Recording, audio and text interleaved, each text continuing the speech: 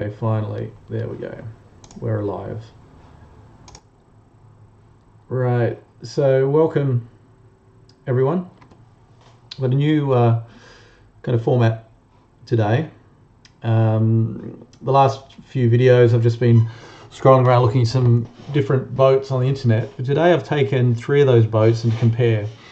And the challenge today is, if you had $1 million to get your boat, buy a boat and get it set up how you want, what would you buy? And I've got 3 pretty interesting options. 2, well, they're all different in their own ways, and we'll just get into that. But basically there's 3. We've got 2 single engines and 1 doubled. The shortest is 17 meters, longest is 24 meters.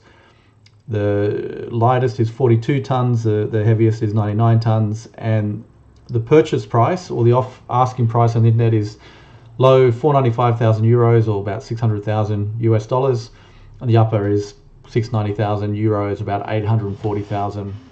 So we're going to work in euros here. So within that, you've got maybe 500,000, 300,000 to do some work on the yacht to get it set up what you want. So what have we got in the selection? So this is the first. If you have watched any of the other videos, which chances are you haven't, because hardly anybody has, this is the first one. Now this is a converted Dutch steel trawler from about 1965. It's a pretty big boat, and we'll get in the details. But they're asking 495,000 euros for this boat, about 600,000 US dollars. So that's the first option. So this is an old option, but it's very large, very weighty, and there's a lot of pros about this boat that I really like. Okay, so that's option 1. Option 2, this is a Dutch steel, it's a passage maker trawler designed for long distance journeys. They're asking 595,000 euros from the late 90s. Very nice boat. So it's a pilot saloon boat, pretty sizable. And just like to say that I've actually been on this boat inside and kicked the tires, so to speak. This one I've seen from the outside, and then the third one is a Nordhavn. Now, interestingly enough, my Nordhavn video actually got some views, so I think people are picking up on that keyword. So I chose Nordhavn because I do quite like this boat. This is a boat that really got me interested in motor yachts, explorer yachts. I just love the design. You get into the detail. This is a very well thought out boat. Unfortunately, it's been discontinued, so you only get old ones. And I don't know, I would like to find out what happened to the designer of this boat, because Nordhavn's gone in a completely different design direction, which personally I don't like the look of the boats anymore, but they've kept their heritage. The layout and a lot of the design features are very similar. So it was just aesthetics. Okay, that's fine. So we'll see if we can get into a bit of detail here. So what I'm going to do, I'll just try and make that as big as I can. So these are 3 boats.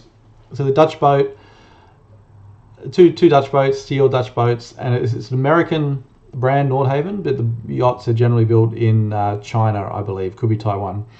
So the Van der Molen from 1965 with a major refit in 77-80. So that's when they converted it from a fishing trawler into the yacht you see today. The Altena yacht, launched 1999, had a refit in 2019. I think that was mainly electronics. Then you've got the Nordhavn 97, and you have some sort of refit in 18-19. The information on this one, I don't have so much, but there has been some upgrading. So dimensions, and I'll forgive some things are missing there on a future slide. So the trawler, this North Sea trawler, 24 meters by about 6 by 3, let's say. The Altena 18 by 5 by 1.6. And then we've got the Nordhavn, which is 19 by about 6 by 2. So interestingly enough, the trawler is 4 meters longer than Nordhavn, but has about the same beam. And this is 2.9 and versus 2 meters, and you got 1.6. So, like I said, with these, it's an interesting choice because I picked them for 2 reasons really: for their capabilities and then also for their price point. But you see that it's really hard to group them. You think they're going to be really different, like especially the most obviously different one is the trawler. But the trawler does share some similarities with the others, you know. We'll see. So engines, so one Mitsubishi 365 horsepower. So again, I think this is an original engine. Not sure if this is from 65 or the late 70s. They could have, when they did the refit, it's possible they repowered. The Altena, you've got two John Deeres. So it's 2 times 175, so it's about 350 horsepowers. And then you've got the Nordhavn, and they generally use the luggers. If I've done my conversion right, this is a 490 horsepower engine. Fuel, we get a huge difference here, huge difference. So the trawler has 18,000 litres, and this is going to speak, when we get to the conclusions, you're going to see that this is a cross-ocean boat. It can go very, very long distances, be self-sufficient.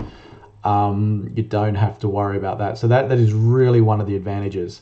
And for that price point, it's, well, for the boats, for the owner boats, where you buy it for your own use, you're probably not going to find anything with 18,000 litres, really. These are sort of industrial size figures, I guess. But in this sort of, you know, let's say 18 to 25 metres, it's going to be pretty rare, if at all. The Altena is like 5,300 litres, and the Nordhavn 8,000 litres. And one thing I think you might notice about the Nordhavn is, I think they've done a really good job of finding that sweet spot where everything is just well thought out. And I think the fuel is a good example. A lot of boats, you know, 5,000-6,000 litres of fuel is pretty normal. Nordhavn have squeezed in a few thousand litres, which does give you that extra flexibility, that extra safety, which, you know, allows you to do more with your boat. Now, the fuel, these are really rough estimates. I just went to a website to do fuel consumption, and look, I don't know, I assume the engine's running about 1,500 RPM, which is, you know, sort of a cruising kind of use. And I've made some very broad assumptions. So I think, you know, maybe the Van der Molen is 2.5 litres per nautical mile, the Altena 2 litres per nautical mile, and the Nordhavn 2.2 litres per nautical mile. Now, I could be wrong. Actually, I think I'm probably underestimating, if anything. But the point here is, I think we're looking at comparative. If it was you buying these boats and you had to know exactly how much fuel you're using to get across an ocean, yep, you would not rely on my figures, that's clear. But just, you know, broad kind of rough estimate, order of magnitude estimate is, you know, you got about 5,800 nautical miles for the trawler, huge. You can almost go back and forth across the Atlantic. Altena about 2,000 miles, and again the Nordhavn 2,900 miles, which when we get into some of the assessment on range, you're going to see the advantages of that. Now we jump forward. Why am I... Oh yeah, well, what we're going to see here, so we're going to do a bit of evaluation at the end. I'm looking at these boats because they should be theoretically cross ocean, cross the Atlantic, do some global travel, and I'll assess them on their range, the motion of the boat, the comfort on board, and obviously the motion of the boat has a huge impact on your comfort. So we're not talking about comfort of the motion, but the comfort of the interior. Stores, how much storage is on board, and then reliability and redundancy. So that's about safety and making sure you get to the other side. We might just... Yeah, okay. So, first assessment. So we're in the assessment stage now, the first assessment. So these are my calculations. So I've left little pictures off the top, unfortunately. This is the trawler. So maximum range about 7,200 with a 20% reserve. I'm putting that at 5,000, let's call it 5,800 nautical miles. And then you got, say, 2 and let's say 3 to be rough. Now, I've done 3 routes. So one's a direct route across the Atlantic from the Canaries to St. John's. It's about a 3,000 nautical mile. Your trawler is going to make it no problem. And like I said, you know, you're going to have almost go back again. You know, you probably could actually, assuming my consumption figures are right. Your Altena cruiser is not going to make it. You're going to fall short, both on the maximum range and then on the reserve range. So here, and I think this sort of summarizes the boat. It's probably good for coastal. I think in Northern Europe, if you're doing the coast of Europe, the Mediterranean, up to the Nordics, it'll be a really great boat. Well, we'll see on the next one. If you go by the Azores, you probably could use it to get across to North America and the Caribbean, but it'd be a slightly more of a jumping thing. And then here, I've put a question mark here. Could you do the route direct? I think if you know, again, there's a big assumption there about my consumption figures, but I put a question mark, but it's probably a yes. And if you look at the max range, 3,600. So the question there would be, you know, how much reserve do you want to have in your tanks? 20% is pretty generous. You could probably quite safely remove that, but that's up to the skipper. So of the two boats, the Nordhavn and the Trawler can do direct crossings. But if we took a different route, say we went from Lisbon to the Azores and then the Azores to Bermuda, so it's a pretty short jump, 785 nautical miles from Lisbon to the Azores. So these boats, say running, let's say 8 knots, could be running 6 to 8 knots. Say 8 knots, so 24 hours, 160, so say 200 nautical miles. So this is about a 4-day trip on the boats. All of them can very easily do it, and they're built for that. So, you know, the Altena is a CEA, which is ocean going rated. The Nordhavns, I'm pretty sure, you know, these Nordhavn N62s have done that crossing. And then you go 2,000 nautical mile from the Azores to Bermuda, and all of these are within the safety margin. So obviously the Altena, you're very, you know, you're basically just inside it. That's almost the extent you'd want to travel with a reserve, whereas the others, you got, you know, plenty of space. So the goal here is not to give you a conclusion. I think this is just to share with you how you may assess a boat if you were looking at it, and it depends what you want to do. Now, not many people are, you know, going to cross the oceans. So, you know, the Altena, for, you know, if you were in Holland or anywhere and you wanted to use your boat on a regular basis, fine, you don't need the ocean crossing capabilities. And then, you know, with the trawler, it's a very different boat. It's a lot bigger boat. You're not cruising the canals of Holland in your converted fishing trawler, so that limits your range. So it's a horses for courses kind of thing. Just gives you an assessment. So I want to look at the motion of the boat. This is a picture of the trawler out of the water. As you can see, it's got a very traditional shape. It's got like nice curve, nice shoulders on the boat. Canoe stern, which is you know, nice. Well, for aesthetically is nice. Pretty good for the water runoff. And it, like I said, it's got the traditional keel. You got the steel. What you call it, the keel here, not part of the hole at the bottom, which gives you a lot of good protection for your rudder and your propeller. So these holes, a bit more traditional, pretty nice in a seaway. A lot of the modern boats, which may be a bit more shallow, with chines or different things, may not move as nicely. So especially from a roll perspective, this should be a pretty stable, nice moving boat. It's got some fixed stabilizers on the side of the hull, which obviously helps with your rolling. And speaking to the broker, well, I mean, you only hear good things from brokers, of course. They reckon the owner had this out in the Bay of Biscay, turned the engines off in some rough weather to sort some things out, and you know, even not under power, the motion was comfortable. So, you know, 100 tons, 3 meters deep, you know, you've got a lot of boat in the water. That's pretty nice. Now, this is I couldn't find the exact model that I'm comparing, but this is another Altena cruiser. I think this is a 50-foot one, a bit smaller, but you can kind of see the style. You've got a chine, you've got some hard, looks like 2 hard chines in there, fixed stabilizer on this one. The other one has active stabilization, which we'll get into in a second. And then you just look at the proportions of the hole. You got about a third here up to the freeboard, up to the top of the railing, and it just looks like a shallow boat, so you really don't have a lot in there. Whereas this one, you can see the comparison, say, to the gunnel here. That looks about twice as much, twice as deep as to the gunnel, roughly, which is an interesting comparison. There it's reversed.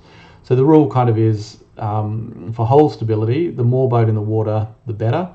So if you think of a rough ocean, if you've got, foam and the disturbing water at the top, below that there is deep water.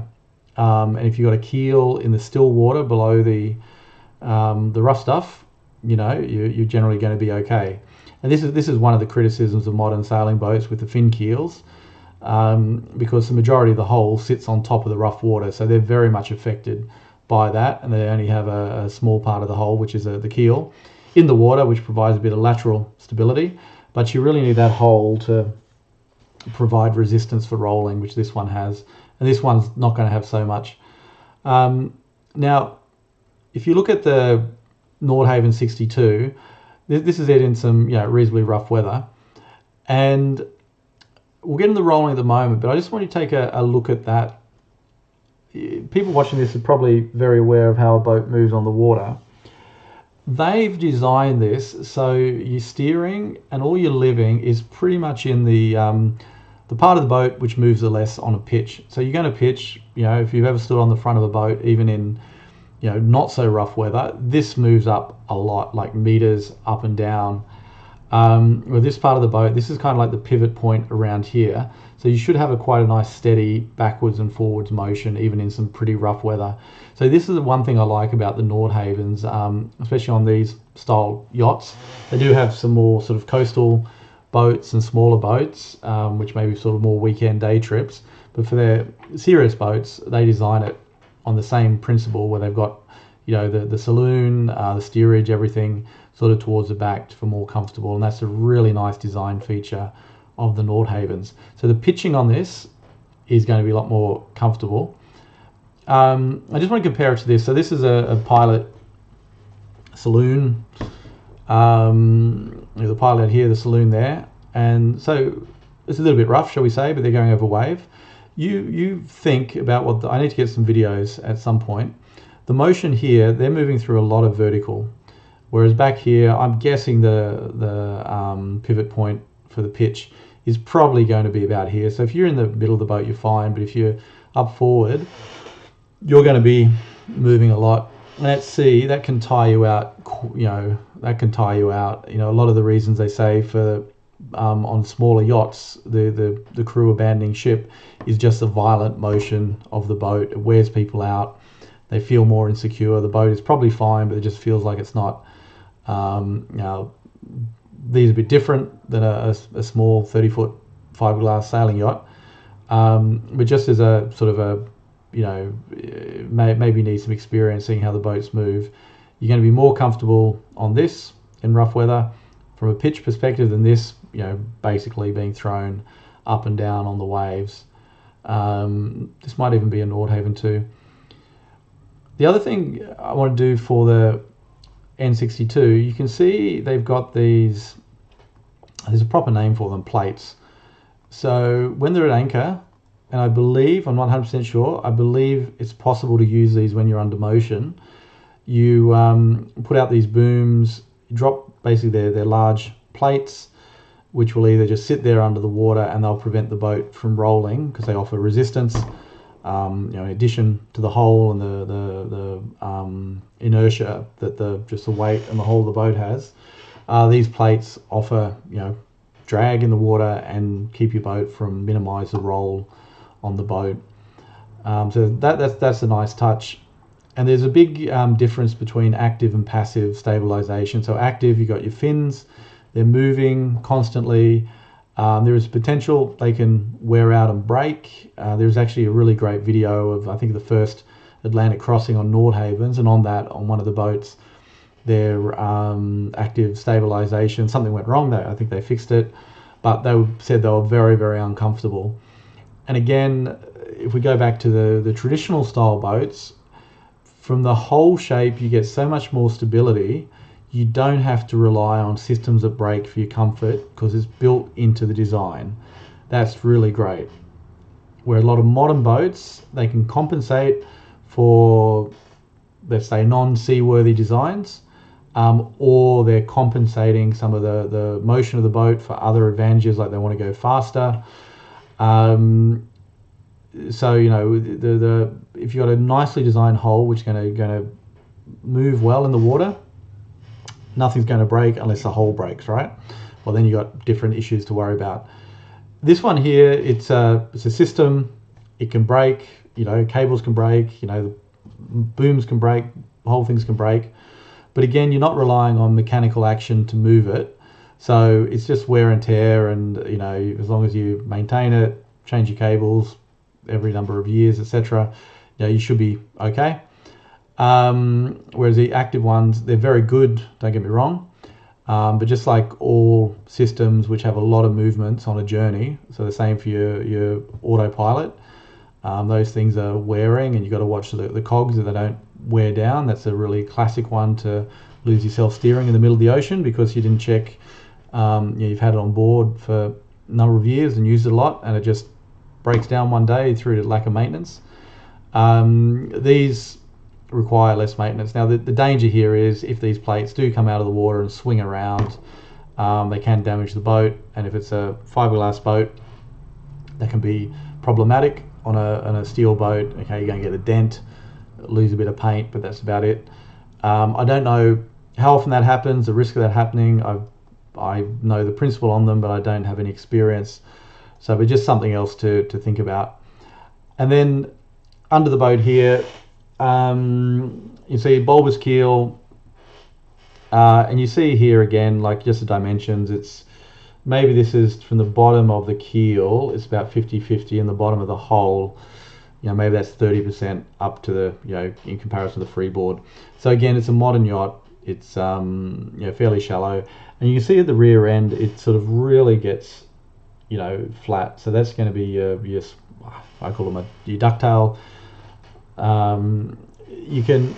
It really starts to flatten out, and I know I think it was in the 80s they built these new trawler yachts, I think in the northwest of the US, and I think they also had some similar problems in Alaska, where they had, you know, nice big bows, but they had the transom was very flat underwater, and they actually had a number of capsizes with them. Now I don't think this is anywhere close to it. If you look at if you know the boats I'm talking about, you can look at it. But again, it's not bad. They've got great reviews. You can follow blogs on these boats, and people really like them, and I think they're pretty safe. But it's just in comparison to the trawler, all the modern boats tend to have less in the water. It's just something to consider. And again, you're going to make the decision if you get your boat. Is pros and cons, and there's no such thing as a perfect boat. It's all compromise, but it's just something to consider. And when you do look at boats on the internet, and you do go to buy them, like, you really should start with the hull shape. That's hugely important because, you know, that's the bit that sticks in the water, right? And it's going to define a majority of your experience on the boat. Flat water, it's almost like who cares? But when things get rough and you really need to rely on the design of the boat to keep you safe, you know, your hull is really ground zero. And a lot of boats, when they're sold, you know, even on, I looked on, well, I've looked on different websites for the hull shape, and a lot of people don't actually show you them, and you have to ask. And then if you want stability data and these sort of things, which you should ask for on a new boat, that's hugely important. Sometimes it can be really tricky to get that stability data out of it because, you know, to do their CE mark in Europe, they have to do stability tests, and you need to know what they are. And at some point, there's a tipping point. Most boats are not designed to come back upright, you know, over a certain angle, the angle of vanishing stability. They will, you know, turtle or end up on their side. So you need to know that. And there's a huge difference between weighted stability and hull stability. So a lot of modern yachts rely on a weighted keel to keep them upright. I know nothing about the stability of this boat and how they designed it. But just just looking at those dimensions, you've probably got, compared to the top, you got about 20%, a quarter of the boat. So they're going to be doing some weighting there to keep you upright. We won't get in that too much. Just last thing I'll say, there is a brand which was very popular up till the point they got the weighting wrong, and when it launched, it capsized this boat. And I think people really brought to mind the importance of hull design. So just something to consider. Now, how I sort of assess that then on the motion, displacement is really important. So generally, the more displacement you have, the more inertia you're going to have to overcome, the forces of the ocean. So a heavy boat, especially if you're in a displacement class boat, the better it is. You should just roll less and be affected less by what's outside the window. So at nearly 100 tons, the trawler is way ahead there. The Altena is at 42, and the Nordhavn's at 66. So something to consider. I don't know why I put that green and that one orange. It probably should have been, green and then orange. But one thing I haven't done here is any ratios. Maybe I'll do that next time. There's a bunch of different ratios you can use to assess a boat. And just taking the absolute measurement is a bit, it can be misleading, because obviously a 99-ton boat that's 200 meters long is going to be pretty light, and a 99-ton boat which is 10 meters long is going to be very heavy. So it's all has to be in relationship to the boat. In terms of the pitch, I've given that to the Nordhavn, just given the position. Like, I think they've got it over the pivot point. I'm pretty sure that's why they designed it that way. So in the saloon and while you're steering, you should have pretty nice motion there, or move as little as possible. Whereas both of these boats, the Altena and the trawler, they very much at the front of the boats, they're going to be moving up and down. Natural roll, what's the word, or just a protection against rolling from the design of the hull. Given that to the trawler for the reasons we've already discussed, and the other ones I can't really distinguish between the two. So we'll put them equal. Maybe a rounded hull is going to be slightly better than a chined hull, but don't know. So compensated rolling, so this is with some stabilization. Trawler comes last. It's got some stabilizers on there, fixed in place. But then you've got the Altena. It's got active stabilization on it, which is pretty good. It's going to hold your boat in place quite nicely. And then here you've got on the Nordhavn, you've got the trawler plates, which you can tow. But again, I think just the one with those on really rough weather, when the sea's moving around, you may not want to use them for the risk of them popping out of the water and swinging onto your boat. But again, you'd have to do some compensation. So I'm going to give the motion. I'm guessing that the trawler is going to be, just given the weight, given the whole design, is going to have some pretty nice motion, and I've heard that it does. But it's a pretty close second to the Nordhavn for the pitching, and also the weight compared to the so this is 30% the weight of the big boat. This is half. I need to do the ratios. The weight to length ratio is going to be pretty nice, and it's got a rounded keel on it, so why not? So 1, 2, and 3 again. Do this one last, in my view. Could be wrong, let me know. So the comfort here, so this is crew comfort. Lounging, so here, this is an important one. When you at sea, you want to relax, you need a nice place where you can just hang out. It can be either in your crew, in your quarters, on the deck, or somewhere inside in the saloon. The trawler, I'm going to put it pretty low.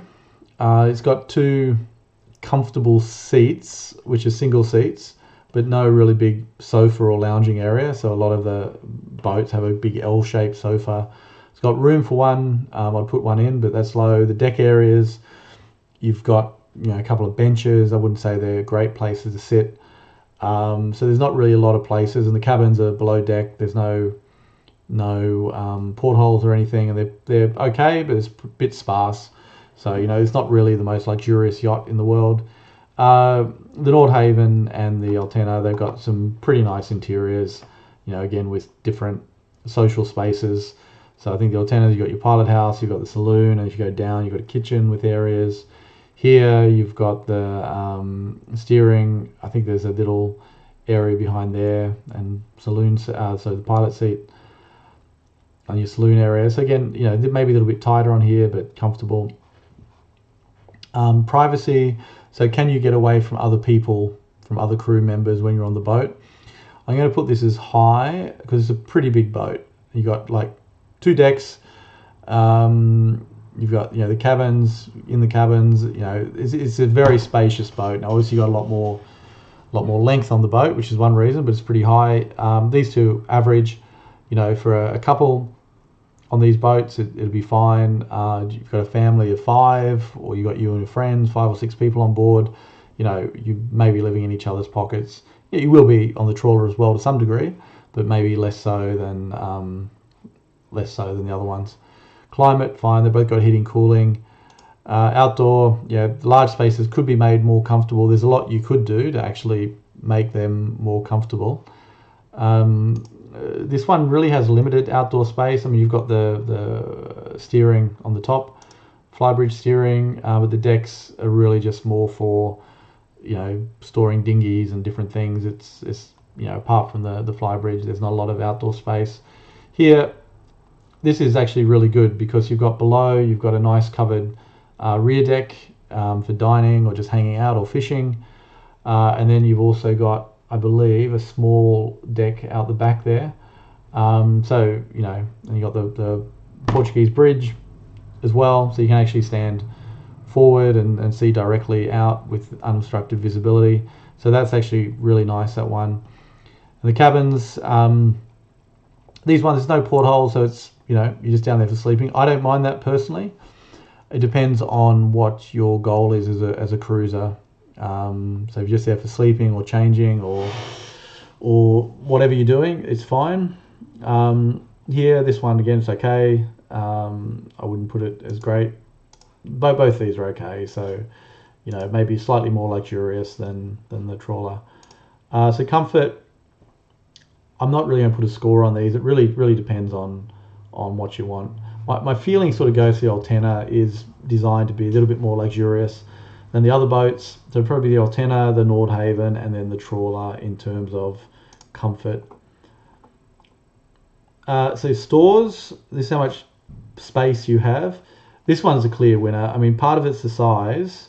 Well, it's probably all of it's the size, but in the forepeak, you have a massive room with lots of storage. So like any spare parts, tools, everything is there. Walk in, it's like I could walk in. It's 6 foot, at least 6 foot high.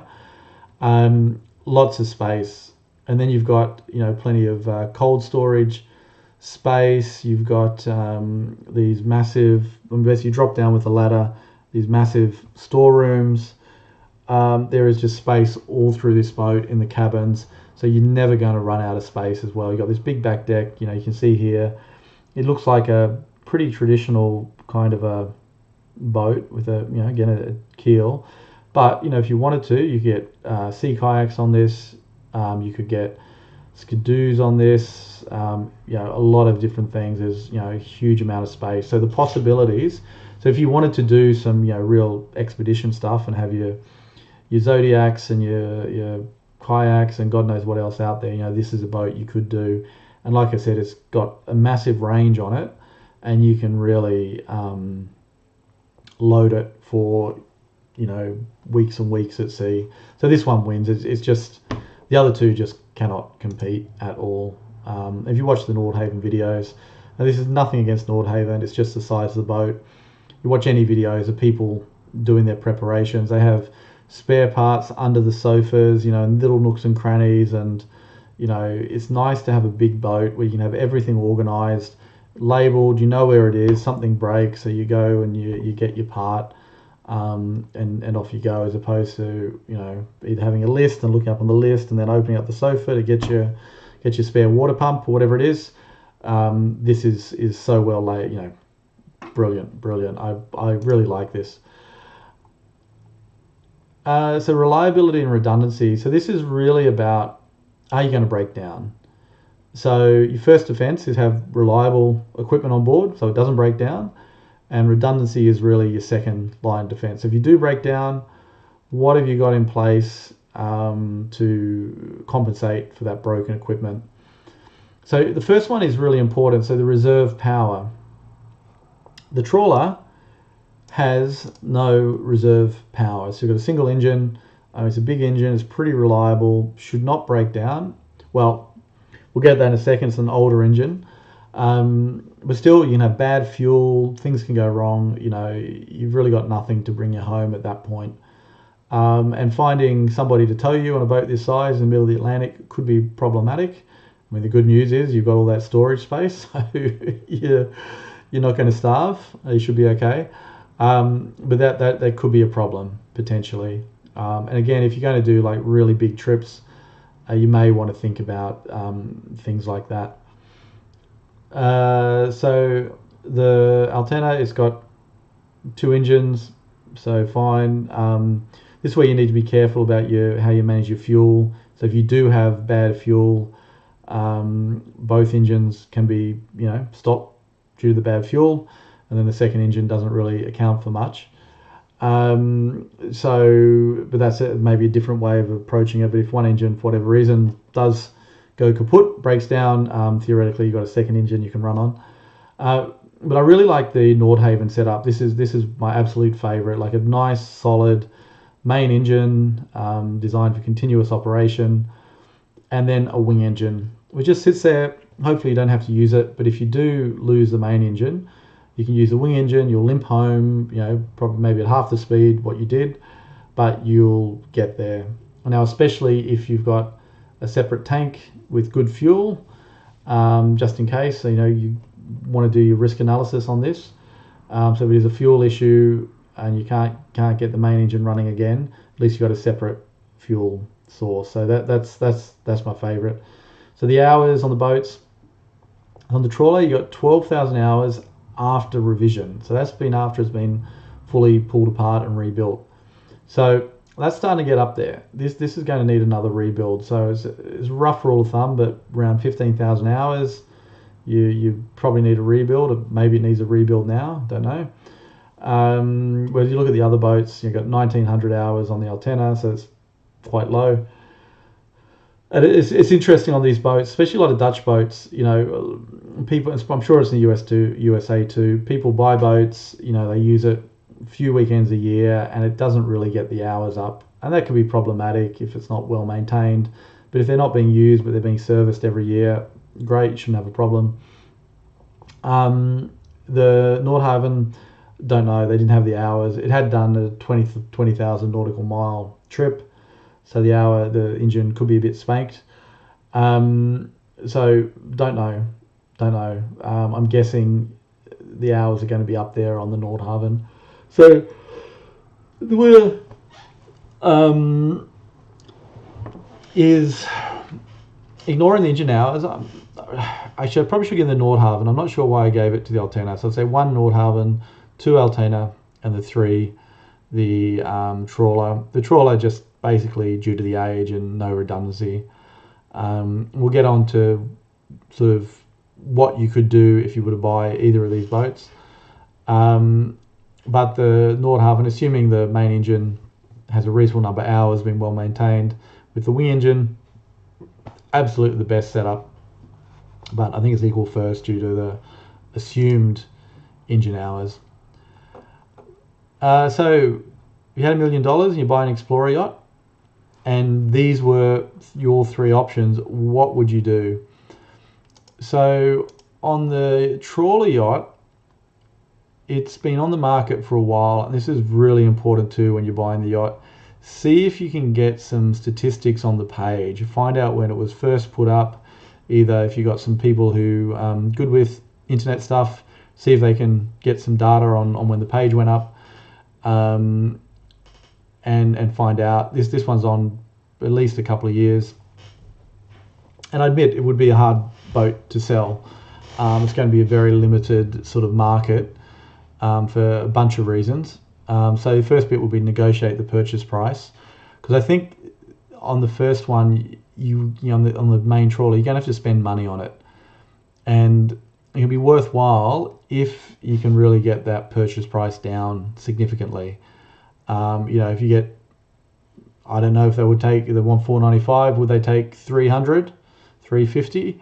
But if they did, you know, that could potentially repower the engine, repower the yacht, and get you a new, install a wing engine in there, for example. So, you know, maybe you don't need $1 million. So the thing, you know, regardless of price, I think you would need to repower this. You would also want to upgrade the electronics. They've been around for a while. They probably still work, but there's a lot nicer stuff out there. And the other option, this would be optional, extend the pilot house at the top, right? So you've got this massive back deck, which is probably not going to get used so often, because I would assume to get up to the top deck is a pretty steep staircase. So, you know, you're not bringing food or drinks or entertaining out there, just because the logistics of getting all your party equipment up there is you know, it's steep, not easy. I think, you know, most of your entertaining on this back deck, I think you just walk straight out with no steps from the saloon. So the question is, would you put something there? So you could either extend it. So this is, you've got the steering at the front, you've got like navigation table there. So this is all full cabin, but if you extended this, you know, maybe you could put a second sort of saloon area, TV room, lounge, open doors which go, you know, all the way out to a small deck. That could make the boat more livable. So you make downstairs sort of eating, kitchen, different things, and upstairs could be a bit more relaxing. And if you're a couple on this boat has been used by an older couple, just the two of them. You know, you might want to spend some time together. You may not, you know, but at least want to spend some time together. So, you know, you don't have to be sitting upright in a navigation table to talk to each other. You can really change, you know, how you use a yacht.